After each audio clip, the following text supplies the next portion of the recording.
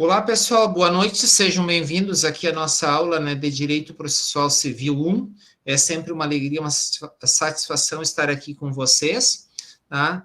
Então, nós já cumprimos uma primeira etapa aqui do nosso semestre, já estudamos os requisitos, né, da petição inicial, da audiência de conciliação. Em algum determinado momento aqui a gente vai ter que fazer uma audiência de instrução, eu vou ter que dar atividades e tarefas para cada um de vocês, né? Alguém vai ter que ser o magistrado, alguém vai ter que ser as partes, alguém vai ter que questionar, alguém vai ter que ser as testemunhas, tá, gente? Então, nós vamos ter que fazer uma audiência online aqui num determinado momento de instrução, tá? Porque a gente está avançando no processo e daqui a pouco a gente precisa instruir com prova testemunhal este processo. E é exatamente isso que nós vamos fazer ali adiante. Antes disso, ainda a gente tem uma outra atividade prática que vocês precisam fazer, que é a contestação.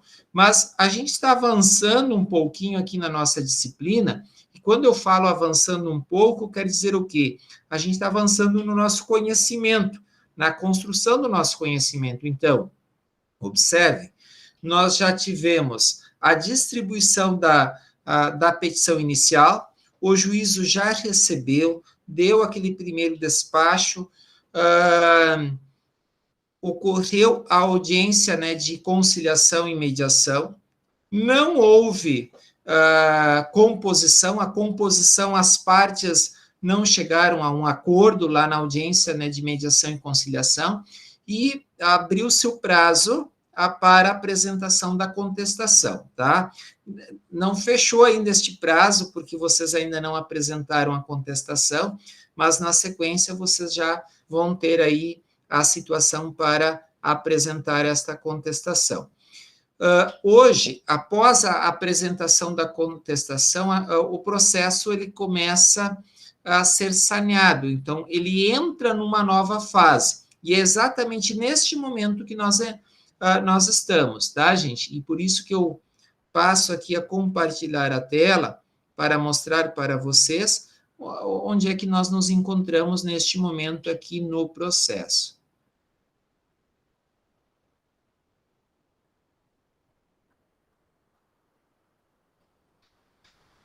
Muito bem, então as providências preliminares e do saneamento, nós vamos finalizar todas as questões aqui? Não, gente, tá? Mas é exatamente isso que nós vamos trabalhar hoje. Quais são as providências preliminares depois de apresentada a contestação? Se a parte ré, ela trouxe para os autos documentos e situações, como regra, o processo, ele volta para o autor, para a parte autora, para a apresentação, aquela manifestação em relação à contestação e os documentos que a parte ré trouxe. Esse documento nós chamamos de réplica, tá, gente? É a manifestação da parte autora em relação à contestação e aos documentos, a defesa como um todo apresentada pelo réu, tá? Então, nós estamos aqui, vamos lá. Então, eu trago aqui neste primeiro momento, meus amigos, o que eu chamo, né, não deu, do resumo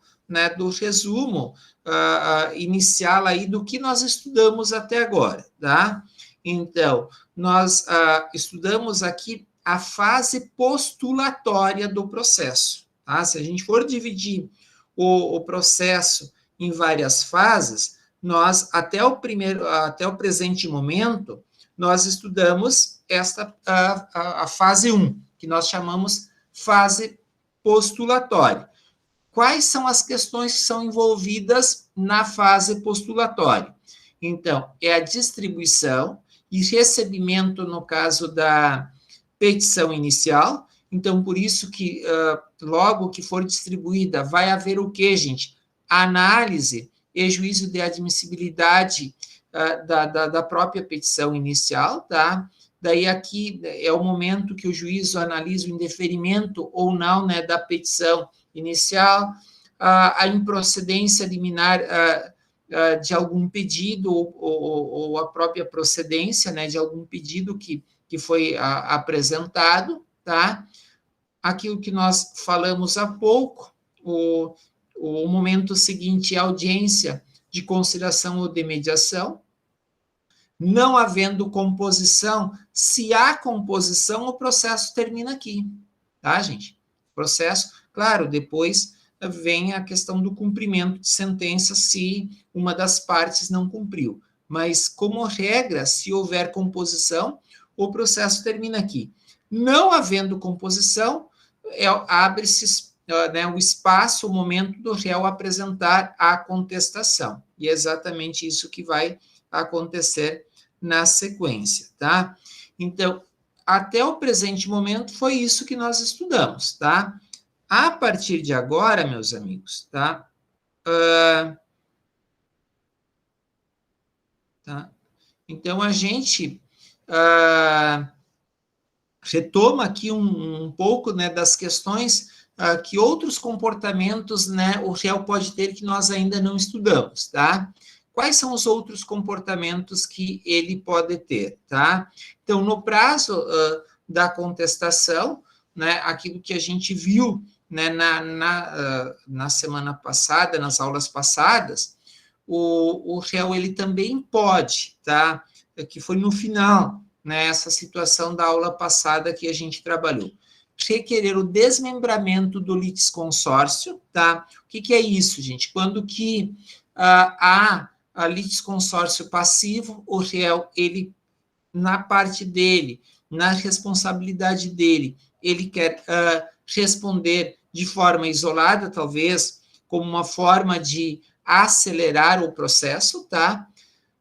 Denunciar a lide, tá? É chamar, né, gente, alguém que não está entre a parte autora e a parte real processo, tá? Então, é o chamamento de outra pessoa para responder à ação, tá? É uma possibilidade existente no ordenamento jurídico para dar mais principalmente celeridade processual, tá? Quando que a responsabilidade, eu vou dar um exemplo, tá? Alguém está sendo demandado por um acidente de trânsito, né, em alguma ação de responsabilidade civil. Mas a pessoa, ela tem um contrato de seguro, tá? Que tem uma seguradora. Então, chamar e que esta pessoa é que precisa responder, tá? Quando é evidente a responsabilização de terceiro. É um dos exemplos, né? No caso de derrota, né? Na ação principal, tá? Então, ele tem a possibilidade de chamar esse terceiro ao processo, tá? Requerer a falsidade do documento ou de alguma situação que o autor trouxe, tá? É uma das situações que o réu pode arguir também, né, no prazo da contestação, mas também reconhecer a procedência do pedido, tá? Eu tenho dois exemplos aqui de reconhecimento do pedido, tá? Eu só vou abrir um aqui para mostrar para vocês, tá? Deixa eu só fechar aqui para só abrir no momento que a gente consegue não identificar, né, a parte. Alguém levantou a mão, pode falar, enquanto Sim, eu estou... Sou eu, a Tati. Pode. Eu fiquei com uma dúvida, professor. Qual é a diferença da denunciação à lide e do chamamento ao processo? Eu entendi ali como se fosse a mesma coisa, mas pelo jeito não é. Não, tá? Um minutinho aqui, deixa eu só abrir e já voltamos aí para esclarecer a tua dúvida. Tá bom, obrigada.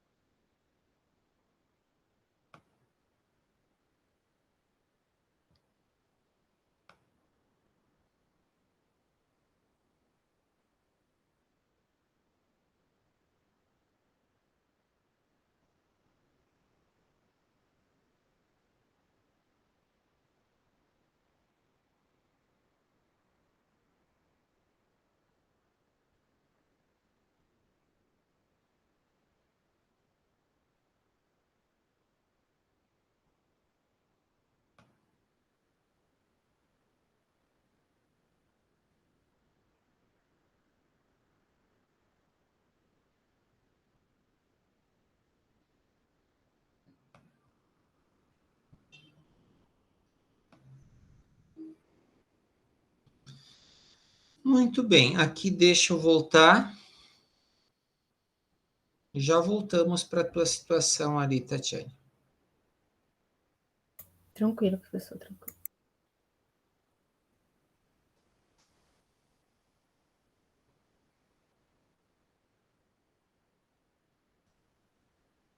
Tá.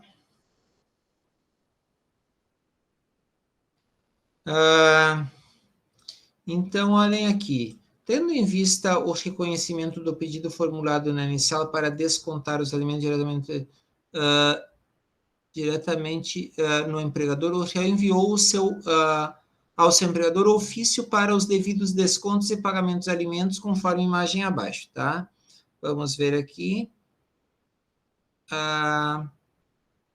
Eu acho que aqui não é a situação já final, depois eu vou... tendo em vista a não contestação e a concordância do réu com o pedido da parte autora, ato contínuo com a decisão provisória do juízo, a parte requer seja recebida esta manifestação como reconhecimento do pedido formulado na inicial e deferido pelo juízo liminarmente e o julgamento no feito nos termos do artigo 487, inciso 2º, a linha A, tá? Então, vamos ver se aqui, tá? Então, observe, eu acho que lá não é inciso 3º, não inciso 2º, como consta lá na petição, tá? Então, por fim, diante da pronta resolução do feito, a parte repete a concessão dos benefícios da gratuidade, conforme a declaração de o suficiente juntada junto ao documento de procuração, posto que não tem condições de arcar. Então, observem, gente, você resolve o processo aqui. Era uma situação, neste processo, era só qual é que era o pedido envolvido? O reconhecimento, tá? Eu já vou deixar aqui, é o reconhecimento, aliás, o pedido para que os alimentos fossem descontados diretamente na folha do empregador. Gente, não há, né, nenhuma situação que impedia isso, tá? Nenhuma situação, tá? Então, você vai levar este processo para que tenha audiência, você convence o teu cliente, convence assim com argumentos. Meu amigo, qual é o problema que tem, tá? De você fazer esta situação aqui, né, de reconhecimento do pedido? Qual é a consequência? Qual é o problema que tem? Nenhum. Até porque o meu cliente, ele era beneficiado pelo percentual de descontos, tá? Então, não tinha que discutir coisa nenhuma, levar, e era somente esse pedido que tinha lá na inicial, tu evita que surja um outro pedido, tá? Você evita que surja um outro pedido, como, por exemplo, de majoração de alimentos, tá? Então, por isso, você sequer abre esta possibilidade, tá? Então, você resolve o problema do cliente e você também resolve um problema teu, que não tem, assim, audiência, não é um processo que vai se estender, tá, gente? Deixa eu só abrir aqui uma outra situação para voltar a... Não sei se tem alguém aqui com alguém gostaria de formular uma pergunta. Eu só vou abrir aqui uma situação para que é o material de aula que eu tenho para voltar na pergunta da Tatiane, que é bem importante também, a diferenciação entre chamamento ao processo, tá, e denunciação da lide. Um minutinho, que eu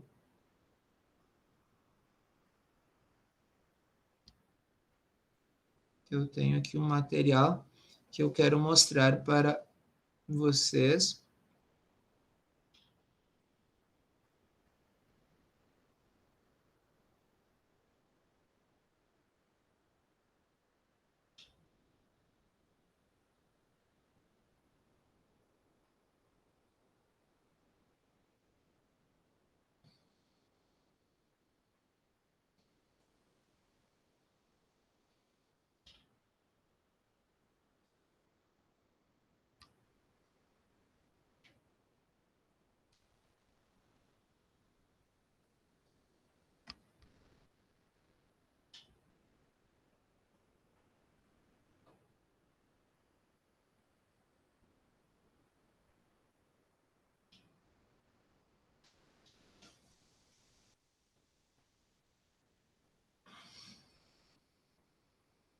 Atendendo a pergunta da colega Tatiane, tá?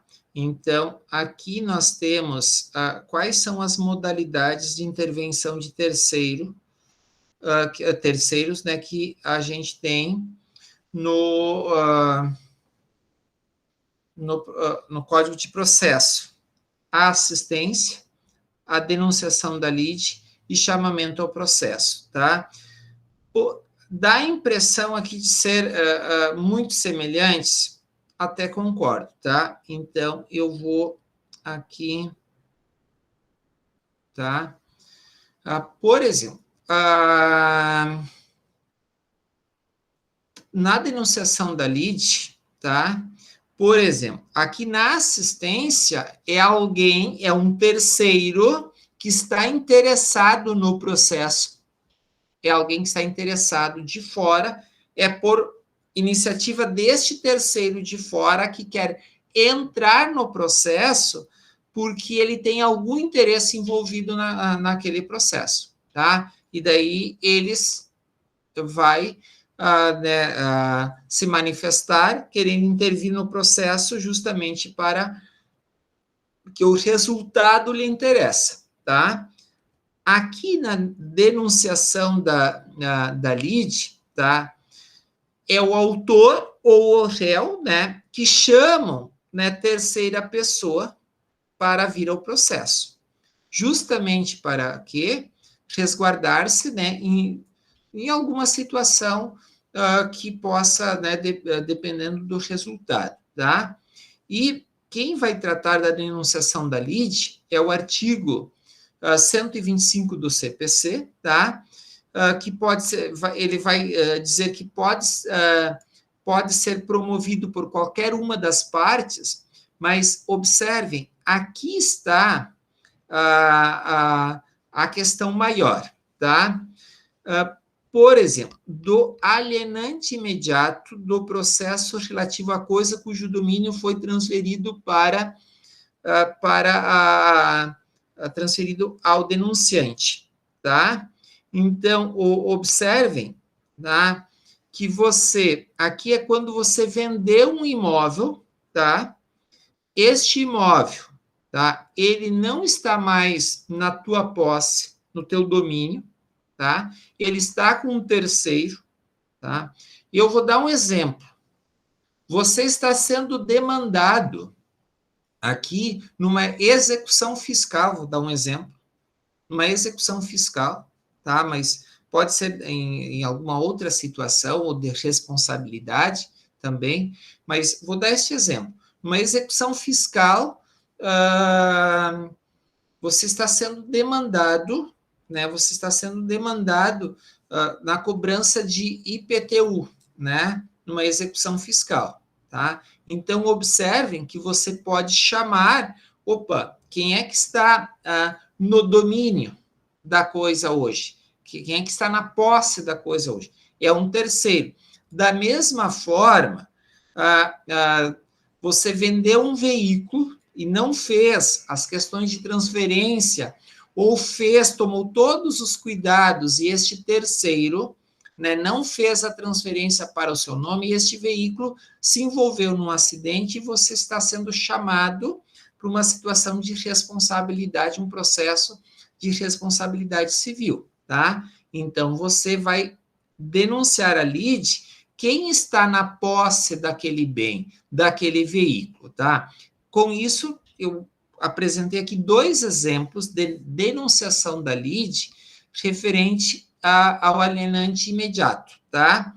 Agora, nós temos no inciso 2, que é o que também a gente faz em muitas situações, tá? Principalmente, tá? Na questão de veículos, mas também em situações de responsabilidade civil. Aquele que estiver obrigado por lei ou por conta do contrato a indenizar, tá? É aquela situação de ação regressiva, tá? Então, o segurado, exemplos comuns de denunciação da lide.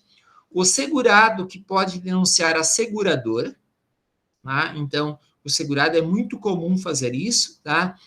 Mas também, gente, com força no artigo aqui 37, se eu não me engano, no parágrafo 6º da Constituição Federal, tá? Deixa eu só conferir se é este o artigo, se a minha memória não falhou.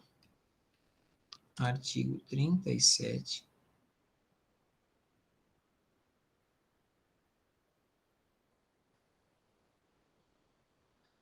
Se eu não me engano, é o parágrafo 6º.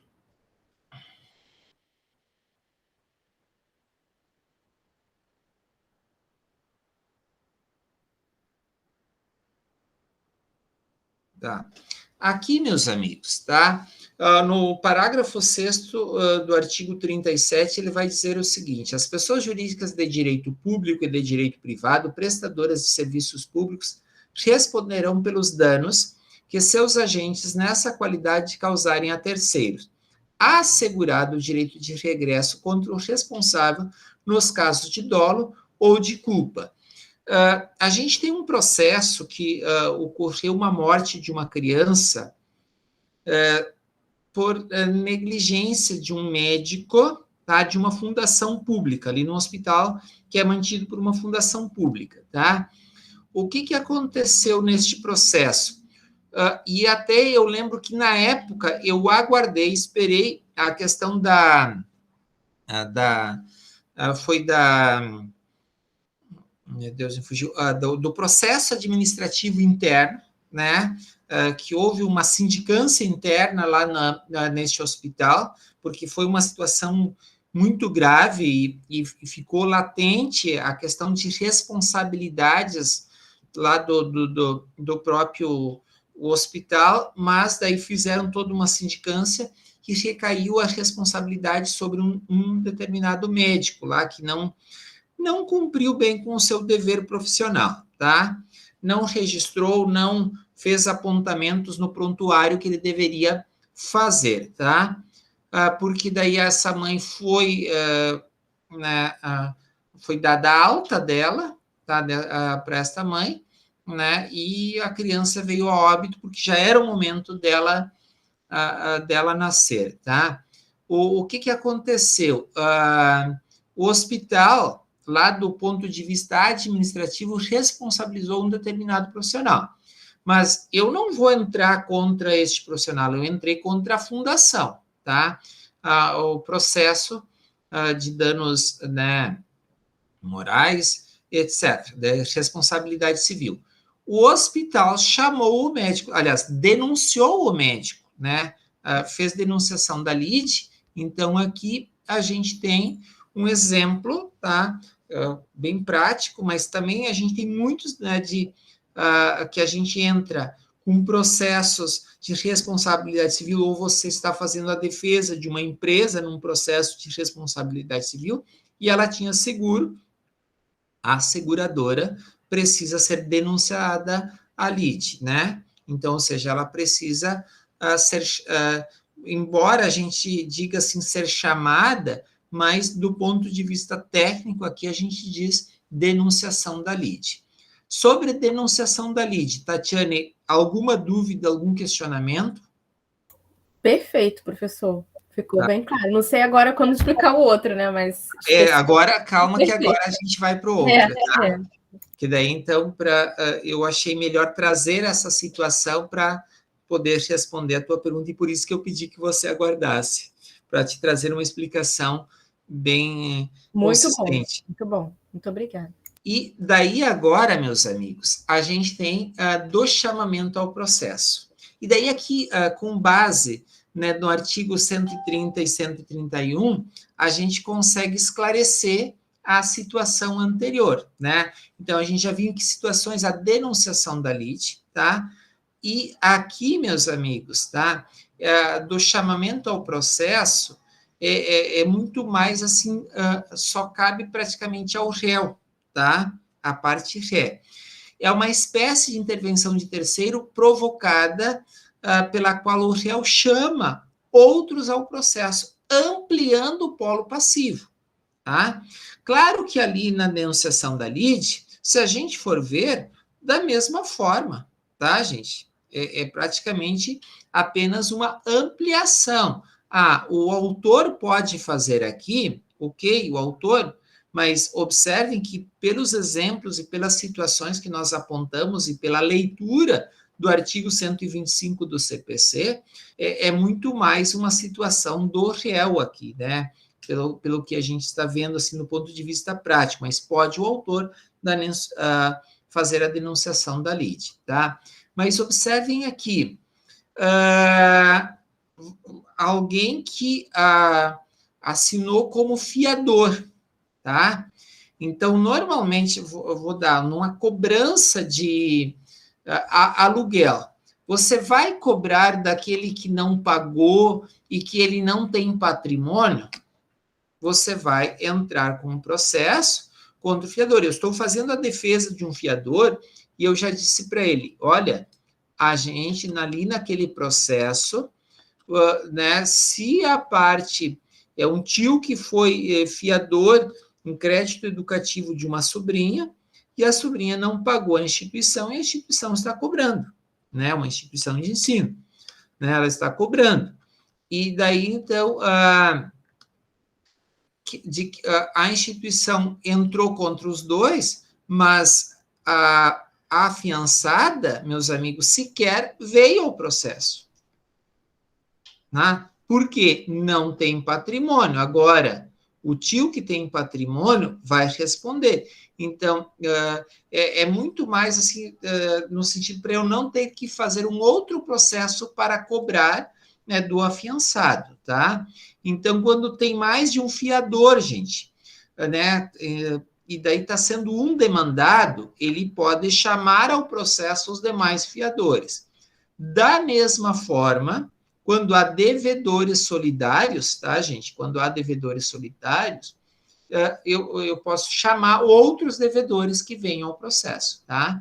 Então, observem que aqui ela se restringe o chamamento ao processo basicamente a duas situações, né?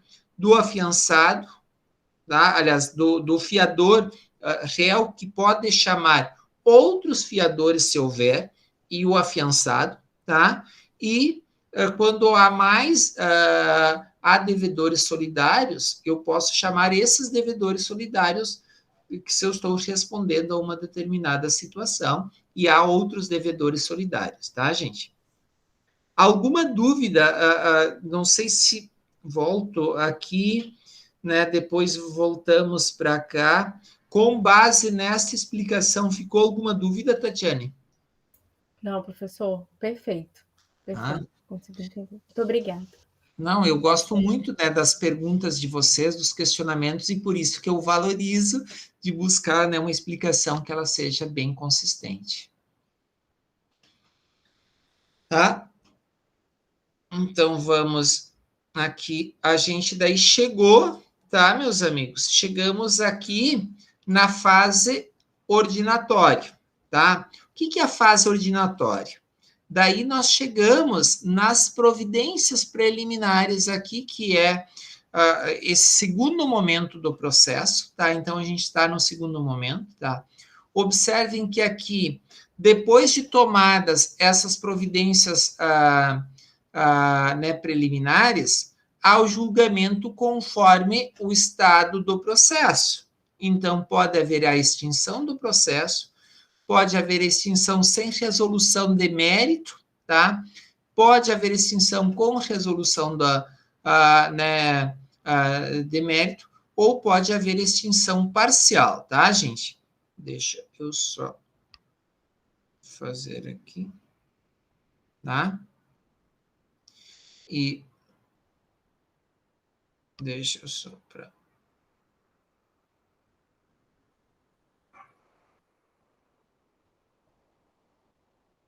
Muito bem, só um minutinho para ver o que...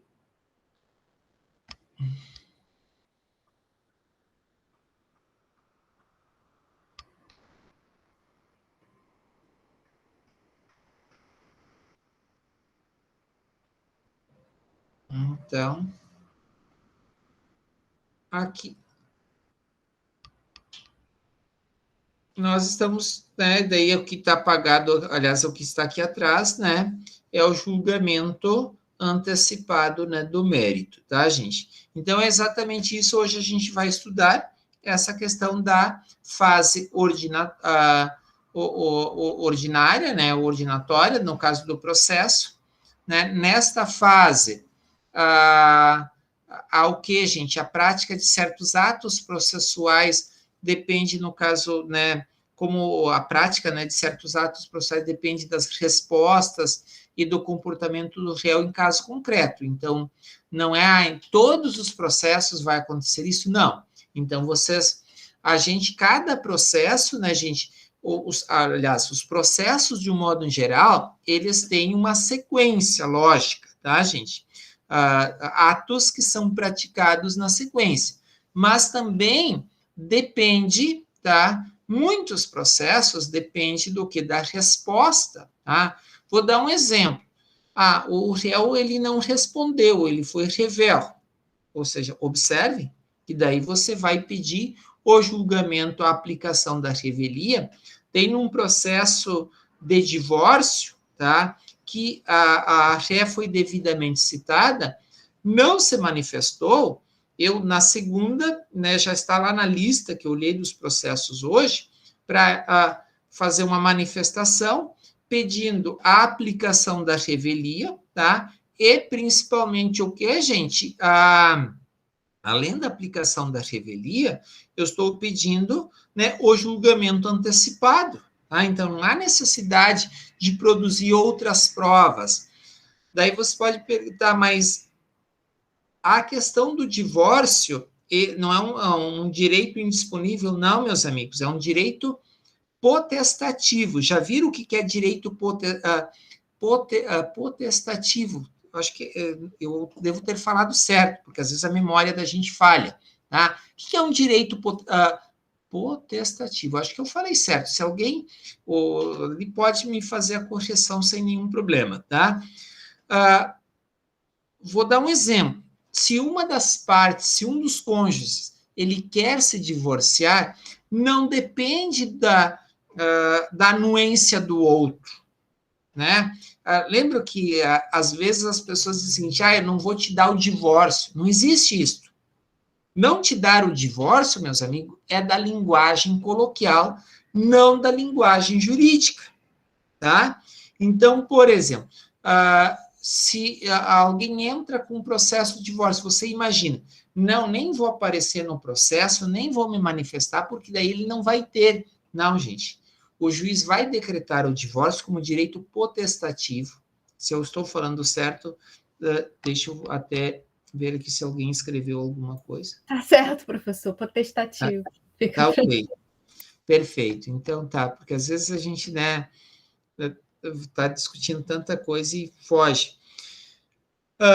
Então, nesse sentido, por isso que eu falo que a prática dos atos processuais depende das respostas e do comportamento do réu, tá? E do caso concreto envolvido, tá? Mas, fim do prazo, está lá no artigo 347, tá? Nós não abrimos aqui o código ainda.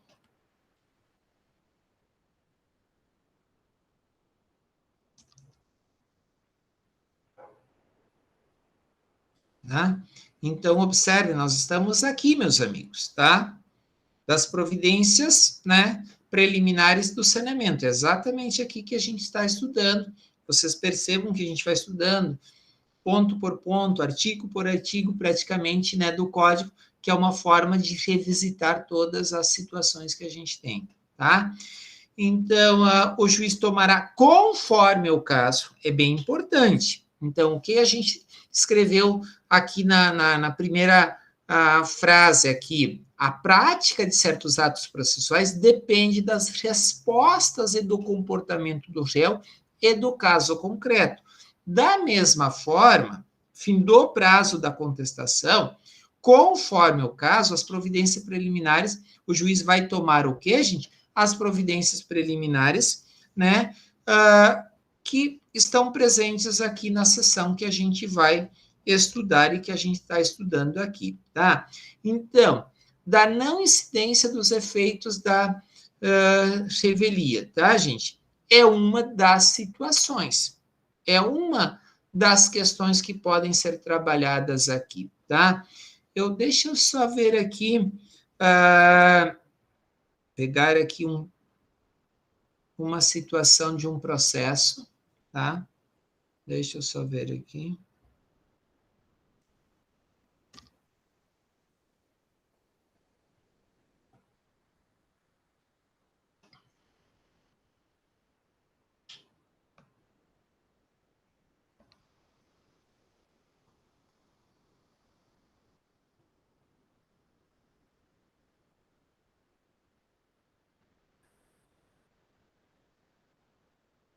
Eu só estou entrando aqui no sistema EPROC para ver um exemplo de processo.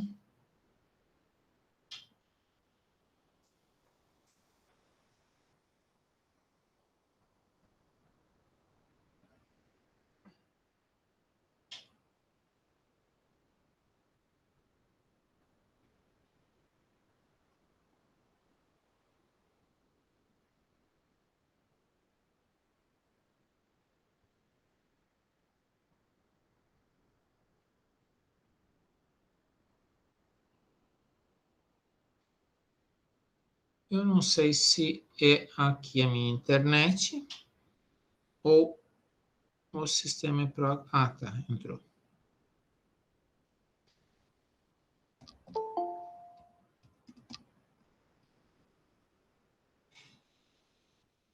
Deixa eu ver, tem gente chegando.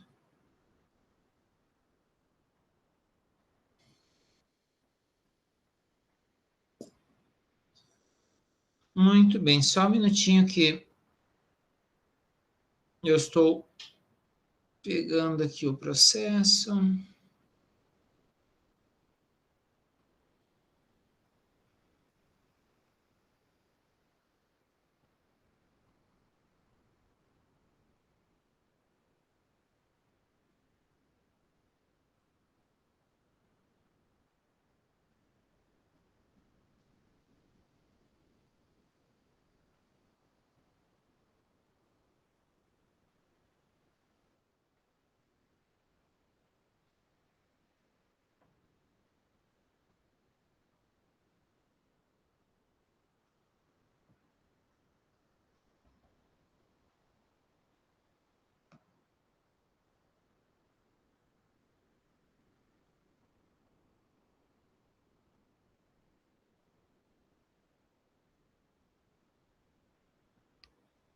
Tá.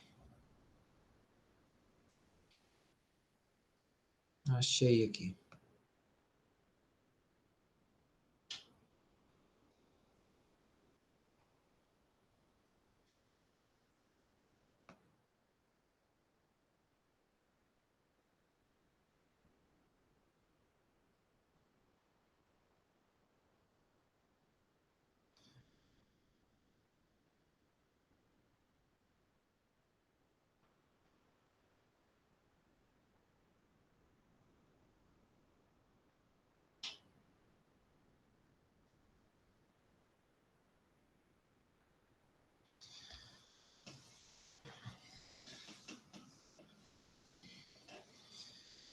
Muito bem. Meus amigos, olhem aqui. Este é um processo que eu estou mostrando, que eu estava falando, de julgamento antecipado, tá? Do processo, olha. Então, aqui é uma sentença. O que aconteceu neste processo, só para esclarecer para vocês, tá? Este processo, ele tramitou, tá? Aliás, até ele tramitava, era um dos fóruns, assim, o Foro Regional da Restinga, aqui de Porto Alegre, tá? Ele era físico, tá? Demorou, assim, muito para até... E daí veio a questão da pandemia, e quando veio a questão da pandemia, na sequência, ele foi digitalizado, tá? E daí, no momento que foi digitalizado, a gente pediu a citação da ré por WhatsApp, porque uma vez que nos endereços nunca ela foi encontrada. Nos diferentes endereços, por carta R, por oficial de justiça, nunca foi encontrada, só por WhatsApp, tá? Então, porque ela não queria o divórcio de forma alguma, tá? Então, olhem aqui, gente, ela não se manifestou, devidamente citada, não se manifestou, tá? Trata-se de ação de divórcio, processo que tramitou regularmente, restando revela a parte ré. Passando prontamente ao julgamento, a revelia importa em serem reputados verdadeiros os fatos articulados na inicial, na forma do artigo 344 do Código de Processo Civil, tá? Então, vamos ver aqui o artigo 344 que nós estudamos. Olhem aqui, se o réu não contestar a ação, será considerado revel e presumir-se-ão verdadeiras as alegações de fato formuladas pelo autor. Então, vocês estão percebendo? A gente está estudando e eu estou mostrando para vocês num processo exatamente o quê?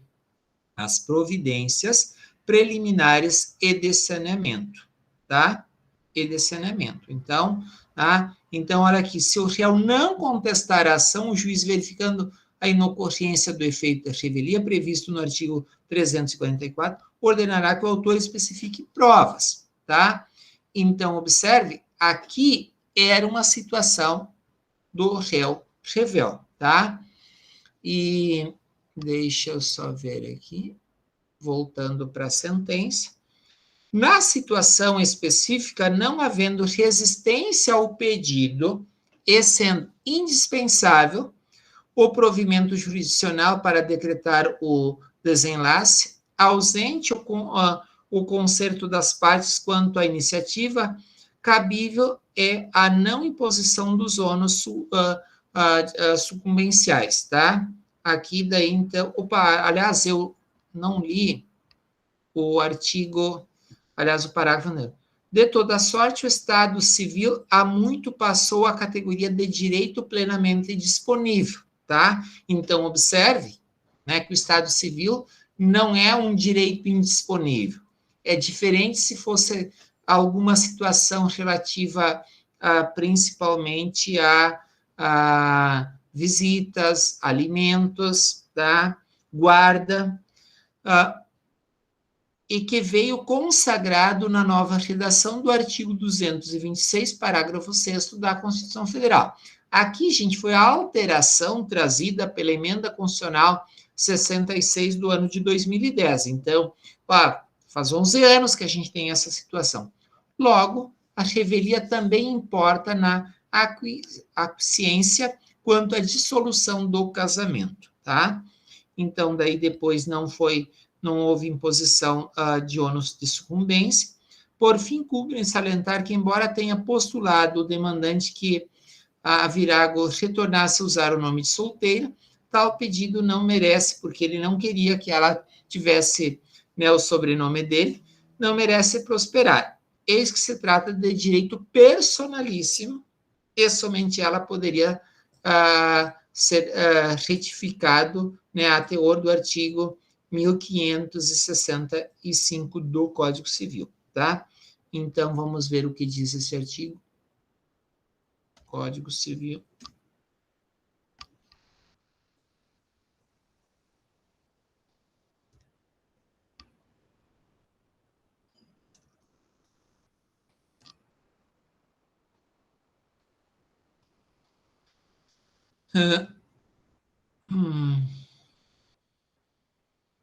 Acrescer, né, o sobrenome, não tem nada, né, que ele pode acrescer o sobrenome do outro, não é problema, né, ela manter o nome de casada.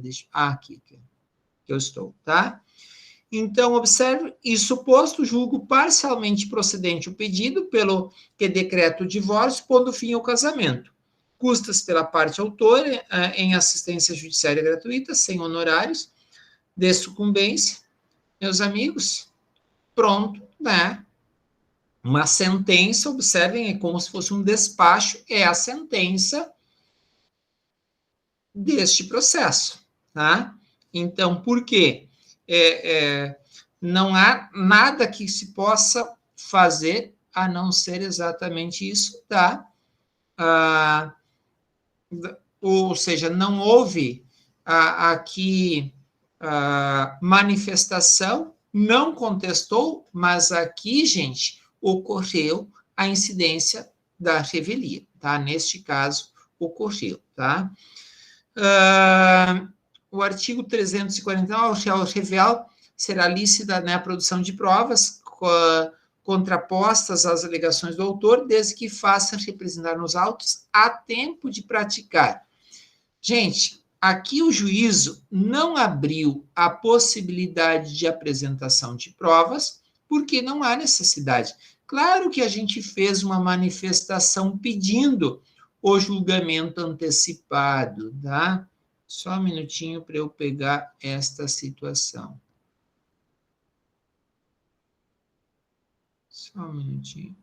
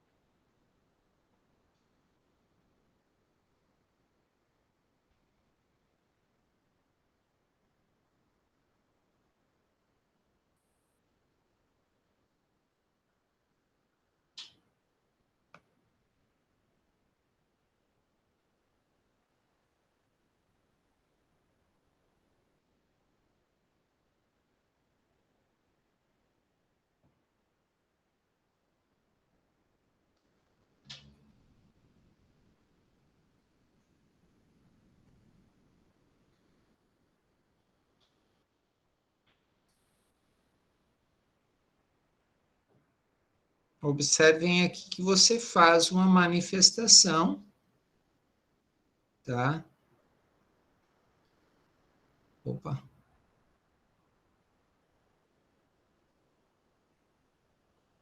Tá? Então, a parte ré foi regularmente citada, conforme informação, Todavia, apesar de ser regularmente notificada, não constituiu procurador e não apresentou defesa, tá deixando o prazo transcorrer, né, sem apresentação de nenhuma manifestação.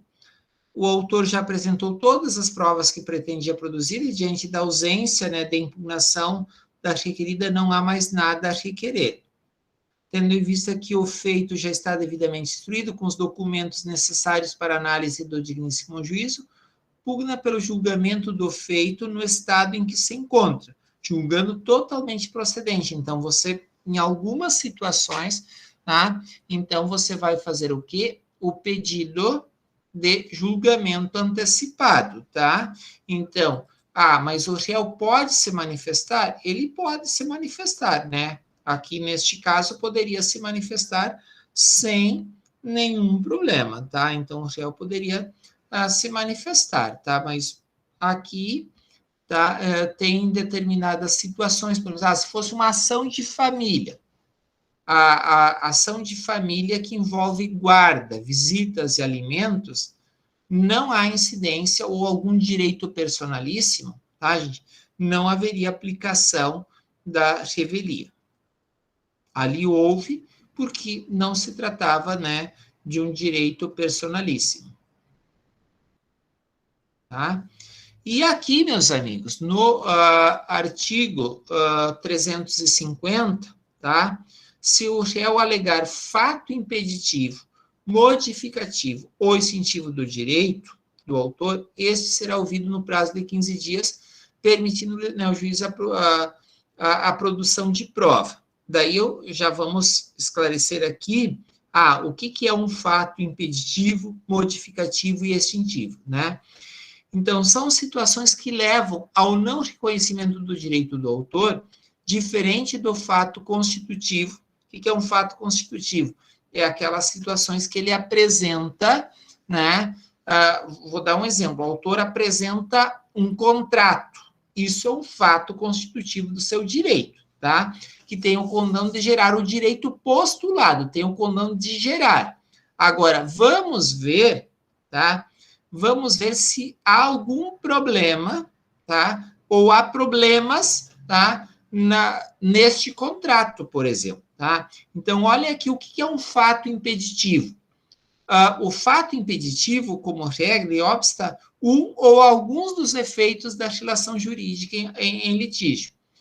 Um exemplo, numa ação de cobrança, tá? Numa ação de cobrança, eu posso alegar vício de vontade do contrato mútuo, tá? Eu também posso alegar algumas situações de abusividade, tá? Além dos vícios de vontade. São algumas das situações que a gente pode apontar, né, no processo, tá?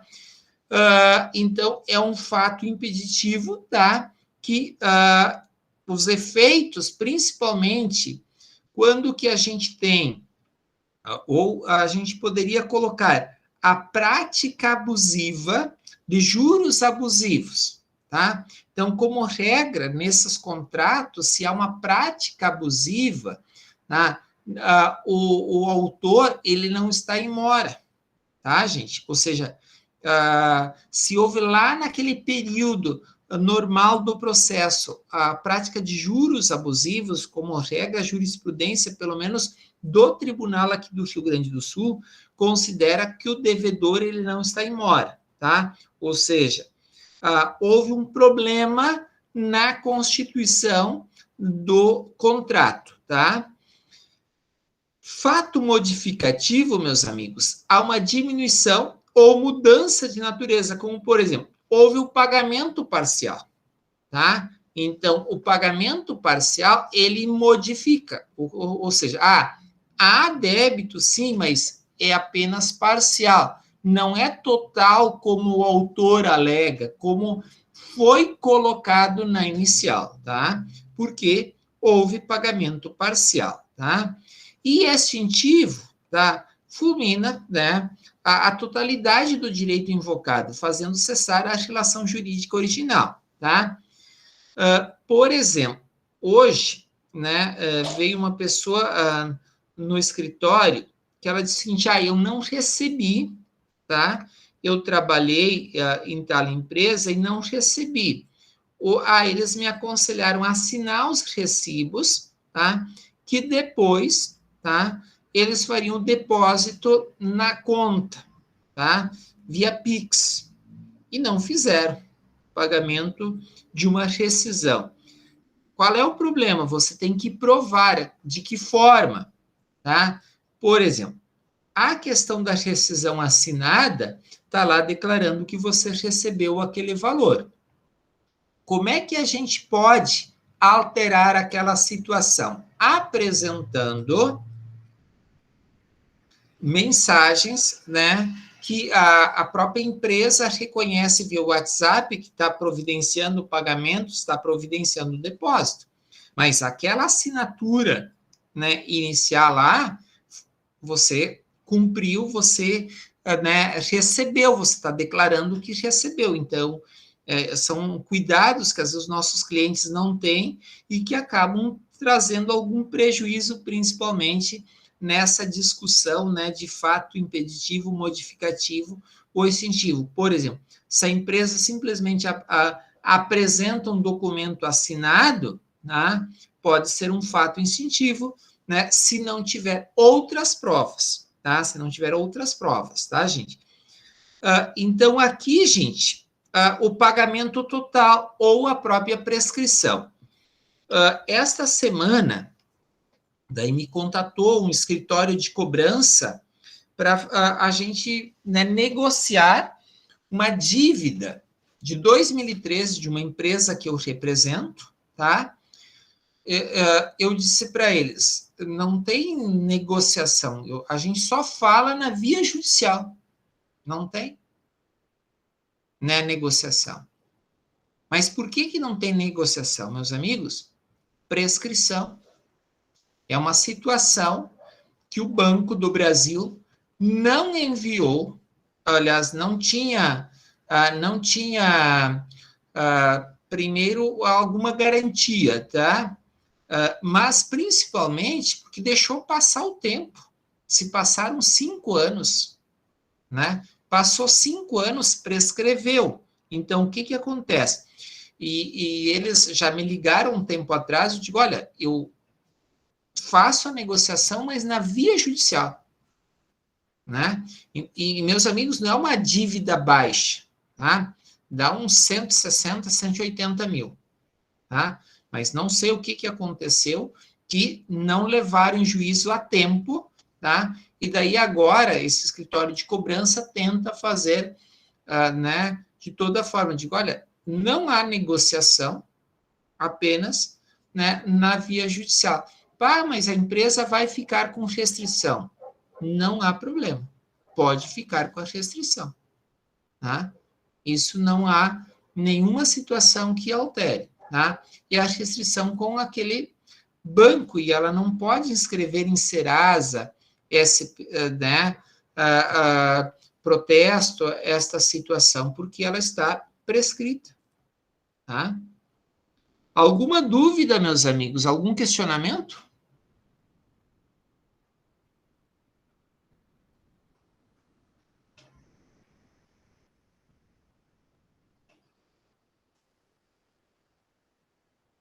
Então, vamos adiante. Vamos ver se ninguém escreveu nada aqui. Opa.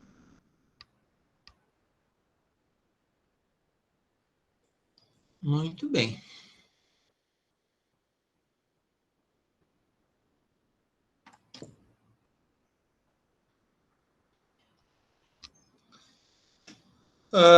Outras alegações, né, que o réu pode fazer, né, se o réu alegar qualquer das matérias enumeradas no 337. Meus amigos, quais são as matérias do artigo 337? Aliás, nós damos aqui uma atenção especial para essas defesas, tá? Que são as chamadas defesas, né, processuais, preliminares, que nós já falamos aqui, tá? Então, voltamos aqui, tá, meus amigos? Essas defesas, sempre que o réu alegar, tá? Qualquer uma a preliminar, a situação volta para o autor, tá, gente? Então, está aqui no próprio artigo, tá? 351. Voltamos novamente aqui para o artigo 351. Tá? Então, observe, né? Então, se o réu alegar qualquer dessas matérias lá do 337, que são as chamadas defesas processuais ou as preliminares, sempre o juiz determinar a oitiva do autor, né, no prazo de 15 dias, podendo ele, né, produzir provas, tá? Para principalmente se defender daquelas situações que foram ali apresentadas, tá? Se há alguma irregularidade ou vício possível de ser sanado, né, o juiz vai determinar, né, que as irregularidades elas sejam sanadas. Vou dar um exemplo. O autor não tinha procuração, ou procuração não tinha assinado. Normalmente, gente, os auxiliares né, do juízo olham para esses detalhes, cuidam muito bem dessas situações, são muito atentos, tá, gente? Muito difícil passar esse tipo de situação, mas pode acontecer, tá? Cumpridas as providências preliminares e não havendo necessidade delas, o juiz vai promover o que? O julgamento conforme o estado que se encontra, que é exatamente aquele exemplo que eu acabei de ler aqui, tá? Ou seja, é possível julgamento no estado que se encontra? É possível, sim, tá, gente? Então, nestas situações, tem outras provas a produzir? Se não há outras provas a produzir, você já pede o julgamento antecipado, tá, gente? Vou dar um exemplo. a fixação de alimentos, guarda, visitas, tá? Não vai ser decretada a revelia, tá? Mas você não precisa provar se é necessidade presumida, né, gente, filho menor, tá? Não há necessidade de fazer qualquer situação de apresentação de provas. Tem partilha de bens, dependendo, se não há documento, tá? Se não há documento, gente, então essa situação, ela vai para, né, se a documentação, por exemplo, os bens, 50%, se é comunhão parcial, tá, gente? União estável, tá? Não há, digamos, regime de bens definido entre os conviventes, comunhão parcial, tá? Então, se tem alguma situação de bem que necessita de prova, você não pode pedir o julgamento antecipado, tem que instruir a apresentar prova testemunhal, tá, gente?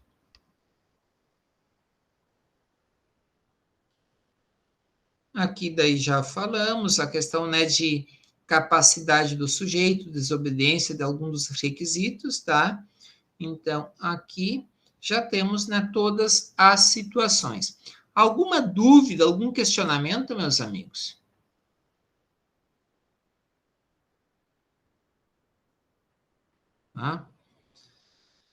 Porque cumprimos com o nosso papel, com aquilo que estava programado para a gente estudar aqui hoje, tá?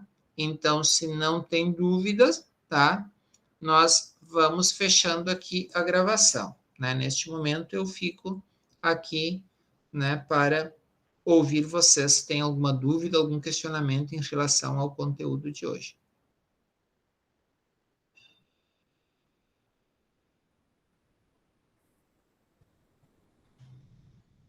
Tá.